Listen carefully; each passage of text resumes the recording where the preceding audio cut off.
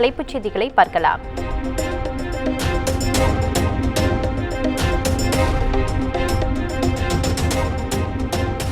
பகுஜன் சமாஜ் மாநில தலைவரானார் வழக்கறிஞர் ஆனந்தன். சென்னை பெரம்பூரில் நடைபெற்ற கட்சியின் செயற்குழு கூட்டத்தில் தேர்வு.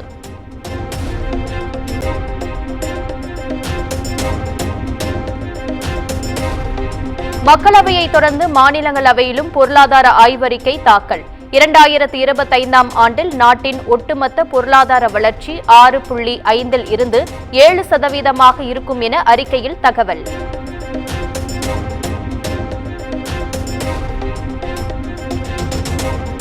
நீட் முறைகேடு குறித்து மக்களவையில் காரசார விவாதம். மக்களவை எதிர்க்கட்சித் தலைவர் ராகுல் காந்தி, மத்திய கல்வித்துறை அமைச்சர் தர்மேந்திர பிரதான் இடையே வார்த்தை போர்.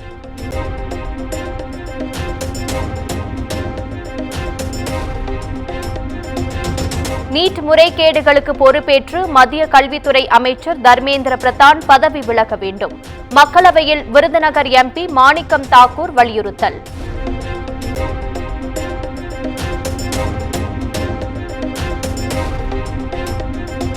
ஓரிரு இடங்களில் மட்டும்தான் நீட் முறைகேடு நடந்துள்ளது. பொறுப்பேற்க வேண்டுமெனில் ஒட்டுமொத்த பாஜக அரசும் அதற்கு பொறுப்பேற்கும் எனவும் அமைச்சர் தர்மேந்திர பிரதான் பேச்சு.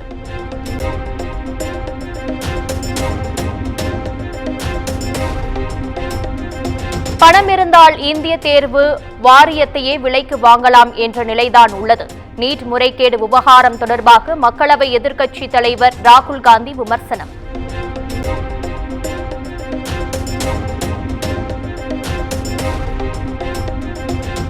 நீட் வினாத்தாள் கசிவு பரவலாக நடந்ததற்கான முழுமையான ஆதாரங்கள் இல்லை.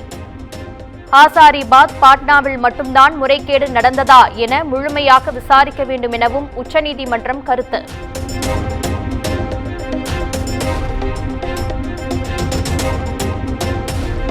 கடந்த கால கசப்பு அனுபவங்களை மறந்து ஆக்கப்பூர்வமாக நடந்து கொள்ள வேண்டும். நாடாளுமன்றத்தில் நேரத்தை வீணடிக்க வேண்டாம் எனவும் எதிர்க்கட்சிகளுக்கு பிரதமர் மோடி வலியுறுத்தல்.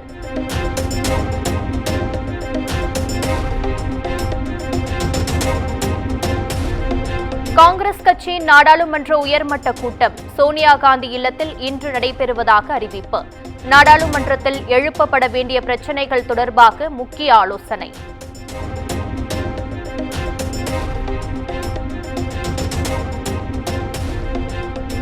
கட்டிட அனுமதியை ஆன்லைன் மூலம் உடனடியாக வழங்கும் திட்டத்தை தொடங்கி வைத்தார் முதலமைச்சர் மு.க.ஸ்டாலின். நகர்ப்புற வாழ்விட மேம்பாட்டு வாரியத்தின் சார்பில் 541 கோடியில் கட்டப்பட்டுள்ள புதிய அடுக்குமாடி குடியிருப்புகளையும் தொடங்கி வைத்தார்.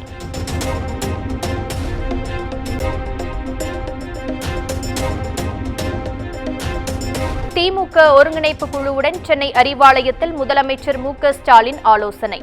2026 சட்டமன்ற தேர்தலை எதிர்கொள்வது குறித்து ஆலோசித்ததாக தகவல்.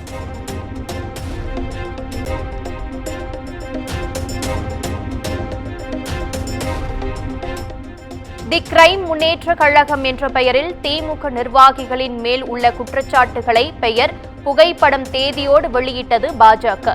போதைப் பொருள் கடத்தலில் சிக்கிய ஜாஃபர் சாதிக், ஆம்ஸ்ட்ராங் கொலையில் கைதான அருள் ஆகியோர் அடங்கிய பட்டியலில் வெளியீடு.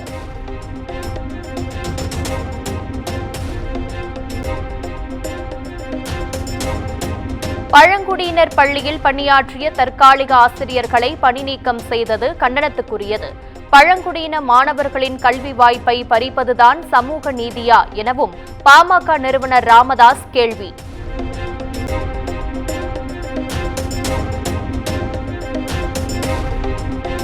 ஆம்ஸ்ட்ராங் கொலை வழக்கில் வழக்கறிஞர்கள் ஹரிஹரன், அருள், ரவுடி திருமலை ஆகியோரை காவலில் எடுத்து விசாரிக்க செம்பியம் போலீசார் மனு.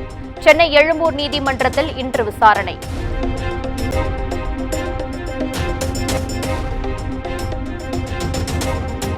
உடல்நலக்குறைவால் அமலாக்கத்துறை வழக்கில் ஆஜராகாத செந்தில் பாலாஜி.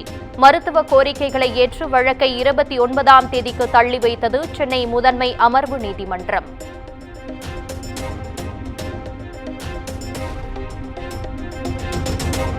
நில மோசடி வழக்கில் ஜாமீன் கோரி எம்.ஆர். விஜயபாஸ்கர் தாக்கல் செய்த மனு. கரூர் நீதிமன்றத்தில் எம்.ஆர். விஜயபாஸ்கர் ஆஜரான நிலையில் விசாரணை.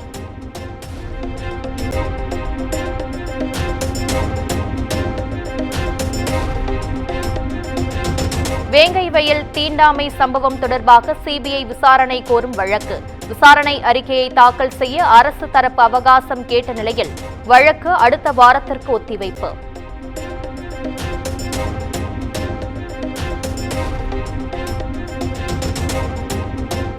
இலங்கை கடற்படையினரால் கைது செய்யப்பட்ட நாகை மீனவர்களின் நீதிமன்ற காவல் 3வது முறையாக நீட்டிப்பு. ஆகஸ்ட் 5ஆம் தேதி வரை காவலை நீட்டித்து இலங்கை மல்லாகம் நீதிமன்றம் உத்தரவு.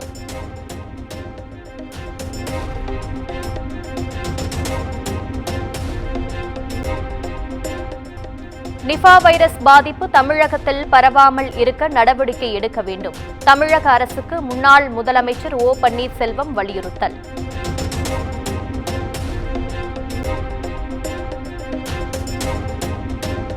கள் விற்பனைக்கான தடையை மறுபரிசீலனை செய்வது குறித்து அரசு ஜூலை 29ஆம் தேதி விளக்கம் அளிக்க வேண்டும். டாஸ்மாகில் மதுபானம் அதிக விலைக்கு விற்பனை செய்யப்படுவதாக எழும் புகார்கள் குறித்தும் விளக்கம் அளிக்க உயர்நீதிமன்றம் உத்தரவு.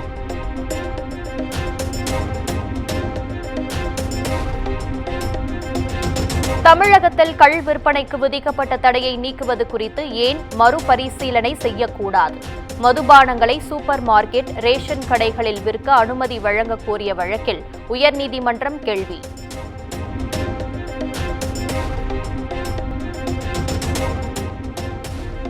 தமிழ்நாட்டில் நடப்பு கல்வியாண்டில் 9 பொறியியல் கல்லூரிகள் மூடப்பட்டுள்ளன.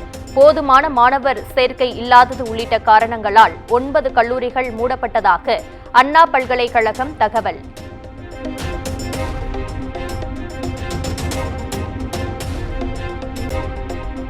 சட்டமன்றத்திற்குள் குட்கா எடுத்துச் செல்லப்பட்ட விவகாரத்தில் உரிமை மீறல் நோட்டீஸ் ரத்து செய்யப்பட்டதை எதிர்த்த வழக்கு ஜூலை 25ஆம் தேதிக்கு தள்ளி வைத்தது சென்னை உயர்நீதிமன்றம் உத்தரவு.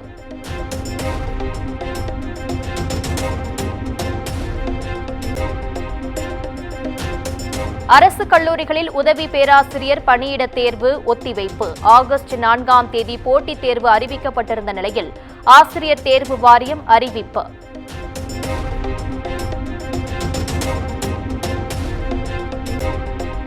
பொறியியல் படிப்புகளுக்கான கலந்தாய்வை தொடங்கி வைத்தார் உயர்கல்வித்துறை அமைச்சர் பொன்முடி.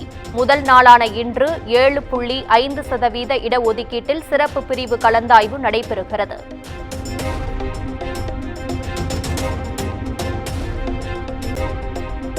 தமிழகத்தில் அடுத்த 3 நாட்களுக்கு இடி மின்னலுடன் கூடிய லேசானது முதல் மிதமான மழை பெய்யக்கூடும். சென்னை வானிலை ஆய்வு மையம் தகவல்.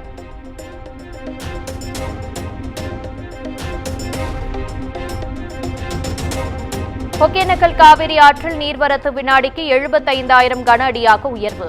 காலை நீர்வரத்து 74,000 கன அடியாக இருந்த நிலையில் தற்போது 75,000 கன அடியாக அதிகரிப்பு.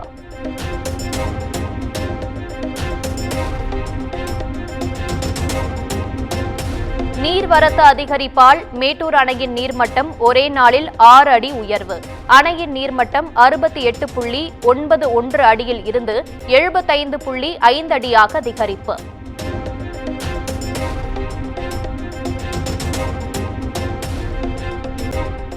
மதுரை நிலையூர் பெரிய கண்மாயின் நீர்வழி பாதை அடைத்த பொதுப்பணித்துறை அதிகாரிகள். 2000 ஏக்கர் விவசாயம் பாதிப்படைந்துள்ளதால் விவசாயிகள் போராட்டம்.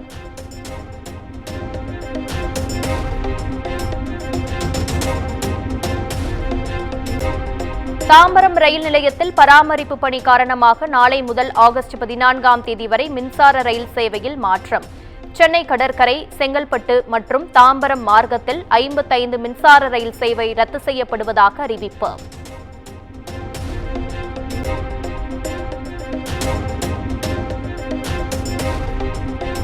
சென்னையில் இன்ஸ்டாகிராமில் கத்தியை வைத்து ரீல்ஸ் வெளியிட்ட இளைஞர் கைது. தலைமறைவானவர் குறித்து காவல்துறை விசாரணை.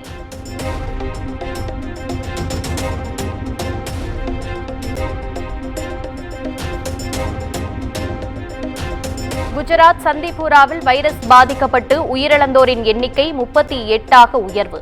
79 பேர் சிகிச்சை பெற்று வருவதாகவும் அறிவிப்பு.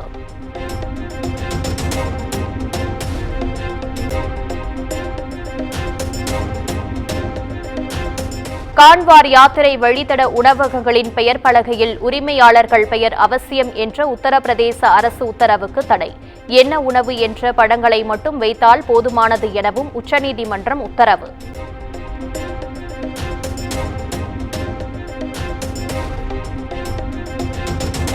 நீட் முறைகேடு குறித்து பதிலளிக்க மத்திய கல்வித்துறை அமைச்சர் தர்மேந்திர பிரதான் பதிலளிக்க மறுக்கிறார். நாடாளுமன்றத்தில் நீட் பிரச்சினையை தொடர்ந்து எழுப்புவோம் எனவும் ராகுல் காந்தி பேட்டி.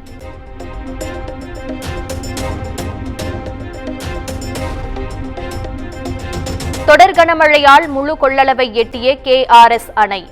அணையை பார்வையிட்ட துணை முதல்வர் TK சிவக்குமார் அதிகாரிகளுடன் ஆலோசனை.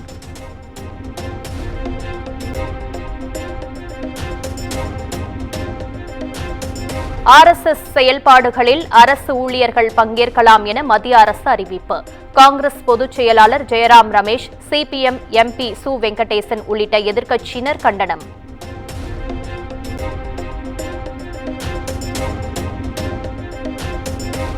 கர்நாடக மாநிலம் மண்டியாவின் காவேரி ஆற்றில் அடித்து செல்லப்பட்ட இளைஞர்.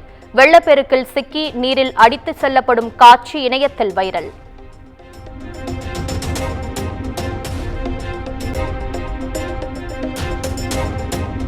யூடியூப் சேனல்களை கட்டுப்படுத்தவும் முறைப்படுத்தவும் உரிய நடைமுறைகளை வகுக்க கோரி வழக்கு. மத்திய அரசை எதிர்மனுதாரராக சேர்க்க மனுதாரருக்கு சென்னை உயர்நீதிமன்றம் உத்தரவு.